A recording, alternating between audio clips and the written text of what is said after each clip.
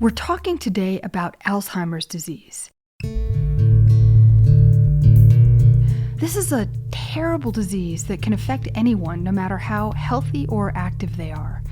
And it seems that almost everyone has a story about someone they know, someone in their family. My own stepfather got early onset Alzheimer's disease and died of it. I remember when my mother told me that she knew something was really wrong. She and George were sitting in the living room and he repeatedly asked her about their friend Peter, but they didn't have a friend named Peter. George was an ambitious man.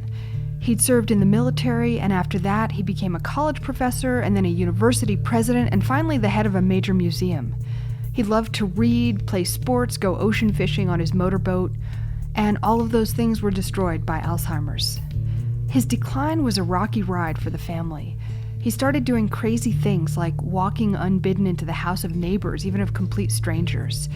He became the target of phone scammers who specifically target elderly people and people with dementia, and he spent thousands of dollars on things like bogus lottery tickets until my mother finally canceled all his credit cards. He insisted on driving his car long after he should have, a problem that my mother solved actually kind of creatively by talking to the police chief in the small town where they'd retired. He showed up in full uniform and told George that he was officially no longer permitted to drive, and that did the trick, as George's mind, weak as it was, still respected authority. There were unexpected moments of grace, too. I went back east one Christmas when my mother was still taking care of George at the house. The truth is that he'd never really liked me very much. He was from a generation and a subculture that had been raised with certain prejudices, and one of them was that he did not see women as equals. But as his memory faded, he forgot that, and he became friendly, almost childlike.